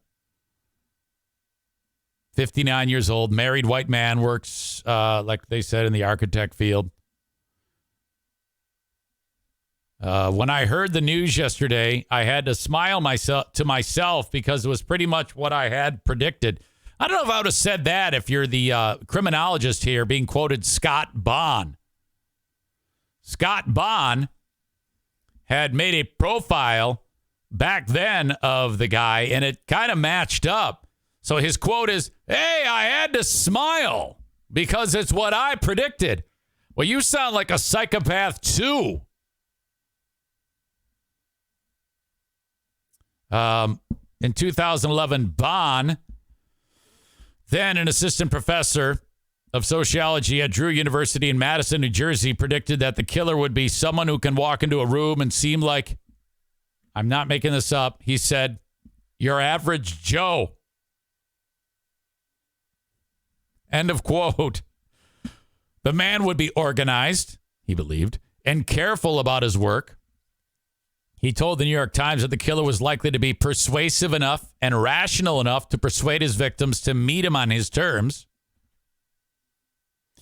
Bond said on Saturday that he was not surprised to learn about Heuermann's profession, who is more organized, who is more meticulous than someone who studied engineering and architecture. Heuermann would have to be persuasive to sell his skills. Prolific serial killers tend to be extremely careful not to leave behind evidence and can hide in plain sight, blending into their communities. They generally have jobs and families, and they kill part-time. It's not their sole activity in life. Those who work with Heuermann said he was extremely fastidious, impressing some clients while exasperating others with his attention to detail. Some of his neighbors described him as an average man whom they wouldn't think of as anything but a businessman. That sounds just like BTK. You know, low on the totem pole. This guy isn't low on the totem pole, but unassuming in nature. To others, he was someone to avoid, though. A glowering, towering individual they would see in the front yard of a low-slung, dilapidated house, they said. We would cross the street, said Nicholas Furchaw, 24, a neighbor. He was somebody you didn't want to approach. Serial killers have seemingly contradictory personalities, Dr. Bond said. These individuals live compartmentalized lives. He said, noting that Heuermann obviously functioned very highly, had his own architecture firm and picked up his briefcase, got on the train, went into the city every day, went to Manhattan, was able to function. But then, he said, it's almost like the flip of a switch and just become another individual completely when he's killing. Holy fuck. Wow. Yeah, when I was on the Huge Show on Friday again, and I saw, I didn't know what the fuck it was because I hadn't heard of this case. I just kept seeing Gilgo Beach. Gilgo Beach. What is this Gilgo Beach about? My God. Ryan says the Eric Zane Show Podcast would like to remind you that this is a work of fiction. Names, characters, places, and incidents. Others are products, or either are products of Eric Zane's imagination or used fictitiously. Any resemblance to actual events, locales, or persons, living or dead, is entirely coincidental. Amanda says there has to be a documentary about these killings and how they haven't found the guy yet. I'm going to see if I could find it. Well, yeah, why don't you go ahead, Amanda? And then when you find all the information out, you can tell us all before we see it. Tell me that you saw that one coming, Amanda. This is what I got from Amanda yesterday.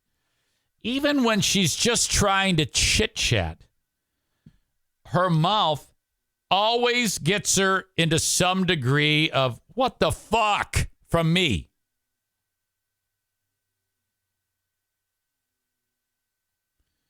She wrote, hey,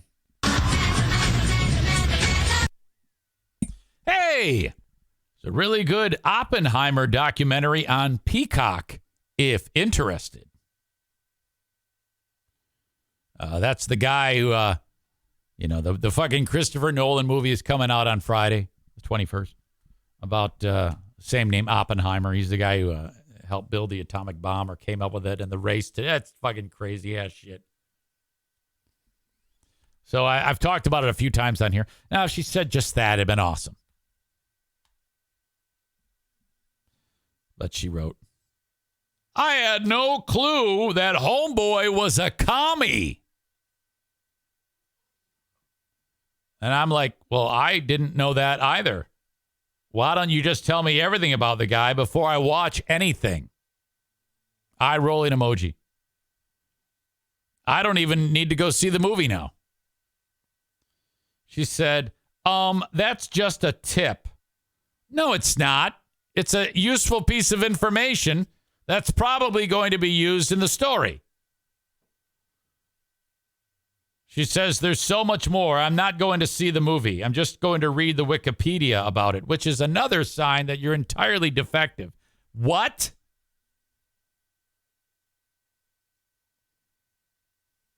The doc is cool, though. It has Christopher Nolan and Bill Nye, the Science Guy. Shh.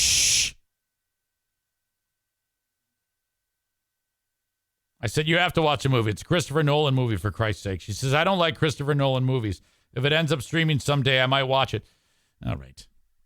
I want you to refrain from telling me shit like that. My God.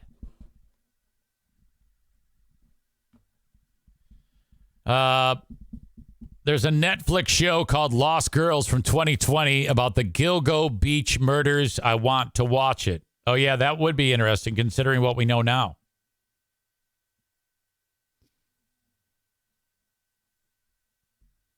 Tofa says no spoilers. See? No spoilers, Amanda. She says, I thought you'd like that. I found a documentary about Oppenheimer. Right. Just tell me you found a documentary about Oppenheimer and where it is.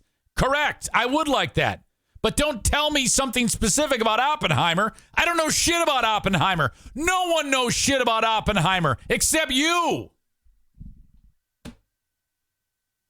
She says, there it is. The communist stuff was a known fact. No, it wasn't. Only you know that because you watched the goddamn fucking documentary about it. But no one knew that. Who the fuck knows anything about Oppenheimer? I don't even know the fucking guy's first name. This is what you need to do. When you are around anyone in existence, in 24 hours of a day, if you find yourself ready to talk, count to 10 and think about it. Should I speak or text? Should I be doing what I'm doing right now? If you get in the habit of doing that, your life will improve dramatically. No one knows shit about Oppenheimer. You didn't know that he was a communist until you watched the goddamn documentary. And then when you found it out, you told me.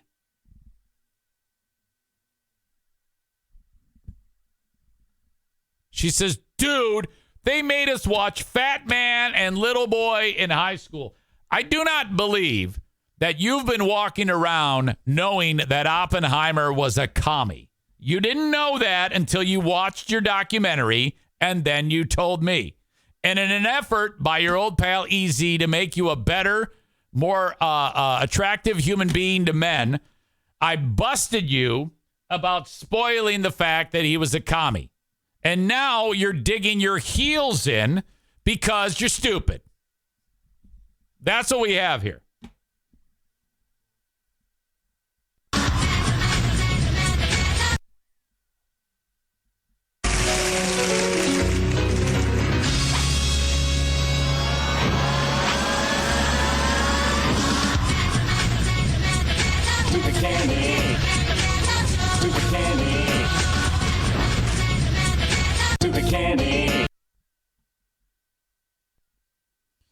All right.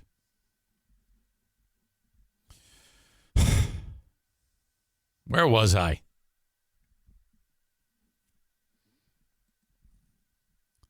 What the fuck was I talking about? I don't have any idea. This is what happens when you see the destruction that happens when you talk through the chat. It's devastating.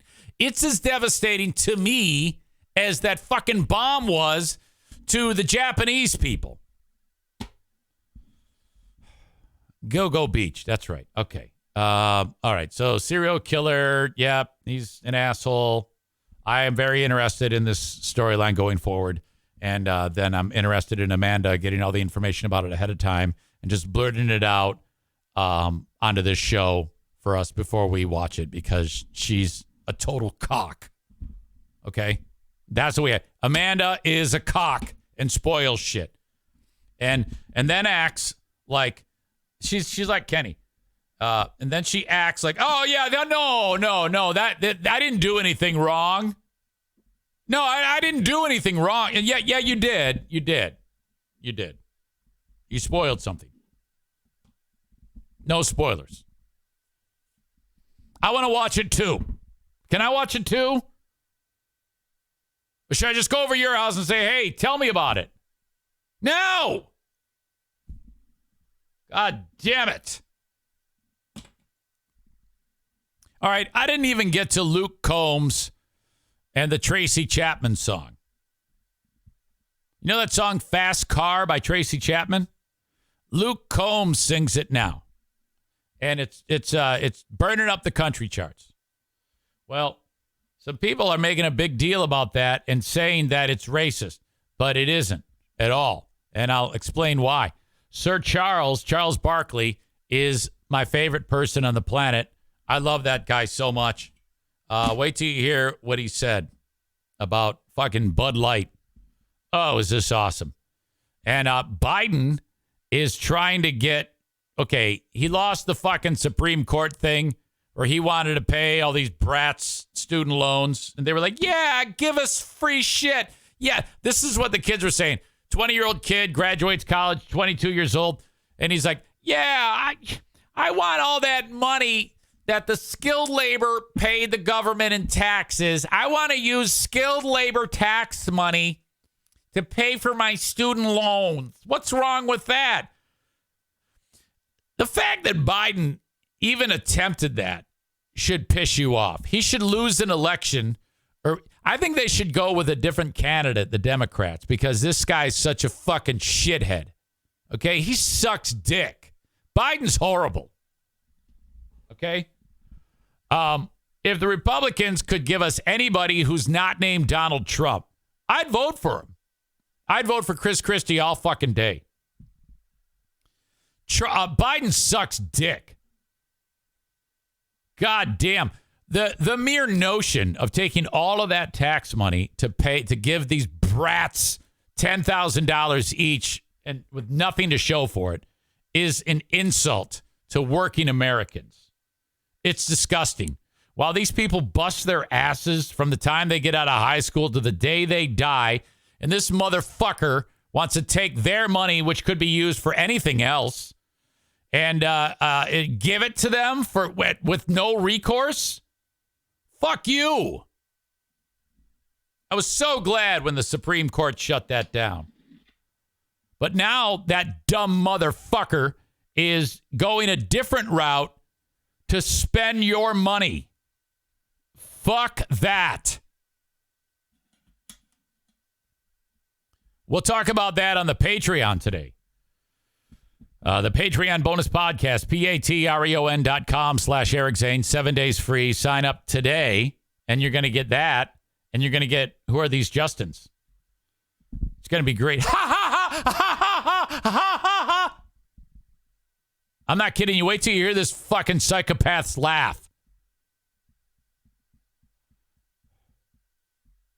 Thank you to Rick from TC Paintball for being a sponsor of the show. TCPaintballGR.com.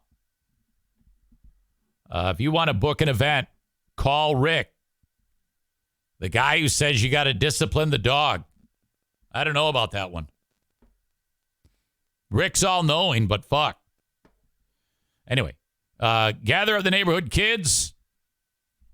Gather up your pals from work. Bachelor party, bachelorette party, workplace team building, whatever it is. TCPaintballGR.com. Terrific entertainment destination. And all you need to do is walk in and plop down your cash, and you're going to be set up with everything you need. The gun, the paint, the mask.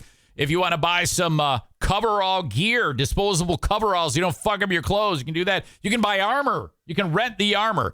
And then, once you do that, you're going to be addicted to paintball. You're going to want to buy your own gun. He's got an entire pro shop full of the best. And all different price points for the guns. You can buy something for your kids. Oh my God, you could get lost in that store. Holy shit! TCPaintballGR.com. Berlin Raceway. The sprint cars are going to be in action this weekend at Berlin.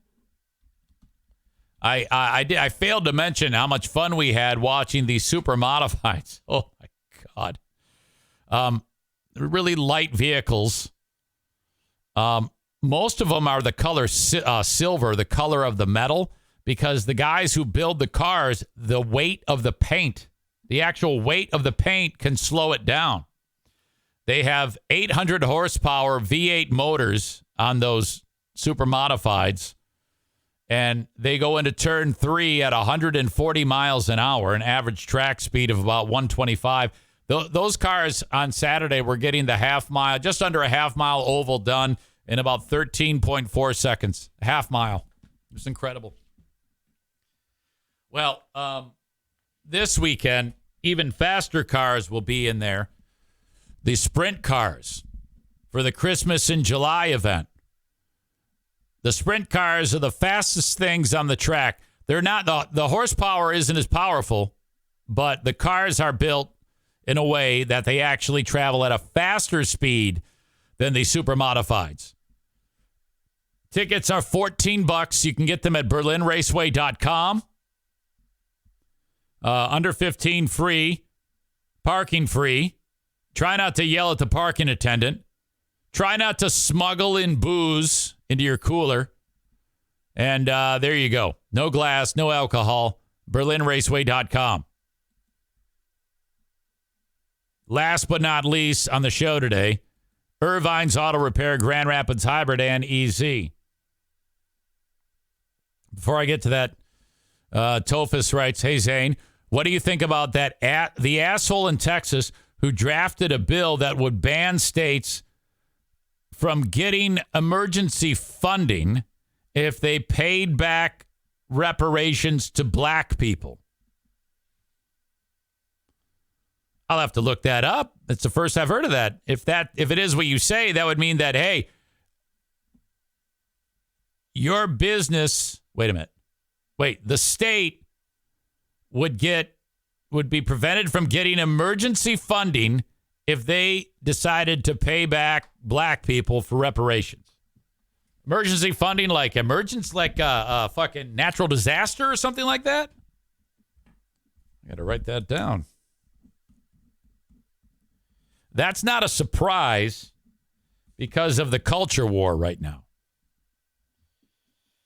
America is a pretty angry place to be. More angry than it's been in recent years. It is okay to do that these days. The people who would behave that way, they have been given a voice from Trump. And then that was bolstered during the pandemic. So now it's okay for half of the nation virtually to say and do those things and with no recourse. People who would believe in such horrible things and have that type of opinion. Brian Babin is his name. Thank you for that. I'll look it up. Come back to that. People like that who feel that way were left in the corners and in the shadows and under rocks in years before. But now it's okay to walk around with a shirt that says white and proud, you know? People aren't concerned with looking like racist assholes these days because there are so many who have stood up because of Trump. And that's what's happened here. So you have that's the culture war that we're in right now. No surprise at all. Normal thinking people, you and I, know that that's crazy. It will go back. These scumbags will eventually go back to the shadows and the corners, but it's going to take some time. It's going to have to be several election cycles of losses for the right or anything but Trump for them to pipe down. But it will happen over time. But there's no question there is a foothold in our society for people like that these days because of that. And this is coming from a guy who voted for Trump. I voted for Trump in 20. I did not vote for him in 16. I voted for him in 20 and then immediately got off the wagon the day after when he lost and then immediately started saying it was fixed. I was off. I was enough. And then the icing on the cake was January 6th. Then it's total renouncement, hatred. You know, he's an asshole. The only good thing about Trump is that he calls my show. And he has carte blanche to come on here and talk anytime he wants. I've had him on here several times. If you haven't heard him yet, just stay tuned. He pops up at random times. Sometimes he just fucking calls and says, I hear you talking shit about me. Anyway. All right. Where was I? Irvine's, 616-532-6600. For any make and model except Volkswagens in Grand Rapids, Michigan. 616-532-6600. Irvines.com. ER Vines. All one word. ER Vines. Not IR. ER Vines.com. Early bird drop-off. Late bird pickup. Loaner car if you need it for free. 616-532-6600. Veteran lady local owned. I'm sorry, veteran lady local family. All very important things. Reach out today and talk to Jamie or, of course, Megan if you're lucky. They're the best. Now, anybody else answers the phone, also equally qualified and amazingly sweet and nice. But Jamie and Megan. I mean, some of the most pleasant voices you'll ever hear. And the best coffee machine inside of the lobby at Irvine's. We've got a car show coming up at Irvine's, don't we? Oh, my God. Irvine's has teamed up with Harbor Humane. The August car show is going to be awesome. I cannot wait for that. And I want to see you there. If you have anything to donate, like food or for pets for Harbor Humane that they're trying to find forever for homes for, you can follow Irvine's on Facebook, and you can see their Facebook post. In fact, I'll take a little time here. What the hell? I'm already late. Let's see. Irvine's. Come on.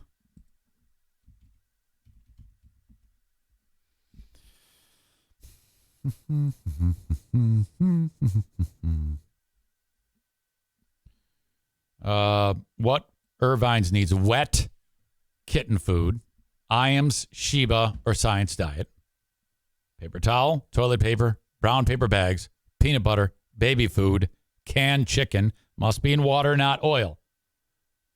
Drop it off at Irvine's. They'll get it over to Harbor Humane. They also need these things, but not as urgently: unscented cat litter, feral food like Meow Mix or the equivalent, pumpkin, catnip, lickable cat treats, sliced cheese, Kraft singles or similar, hot dogs. They're open 7:45 a.m. to 5 p.m., 4311 Stafford, Southwest Wyoming, Michigan. So they've teamed up with Harbor Humane, which they have in the back of the facility it's woods, and they have like 100 or more feral cats there. There's the inside ones that are in the building, but then there's all these feral cats that exist outside. So, like, farmers show up, hey, I need some mousers, and they get a cat and bring it. People who like outdoor cats, you can go get a feral cat. They're great. But there's a day, two times during the day, like 3 or 4 workers walk out, each with gigantic bowls full of food. And as soon as the doors open, the rattling of the food in the bowls, all the feral cats hear it. And what was them hidden in the woods, they come out like fucking children of the corn. It's awesome. And they're like, rah, rah, rah. It's like Walking Dead zombie cats. Rah. And all they want to do is get to the food. It's awesome. It is so funny. Holy shit. I told them that that's a money-making opportunity. You could donate like $100 and be the feral cat feeder for the day. Oh, it's fun. It was one of my favorite things when I went to Harbor Humane and watched them do their thing. It was great. Tofus says, what time is your Patreon today, EZ? I'm guessing that it'll be before noon. See, if you sign up on Patreon, I don't know if you're on there or not, but if you sign up, usually about 10 minutes before, I put out a note that says, hey, I'm about to go live in 10 minutes. That's how I usually do it, because I don't have a set time, because usually something happens, like got to take the dogs out, or my brother-in-law shits in his hand and wipes it on the wall, or something fucked up like that. Anyway, that's what's up. Today's asshole of the day.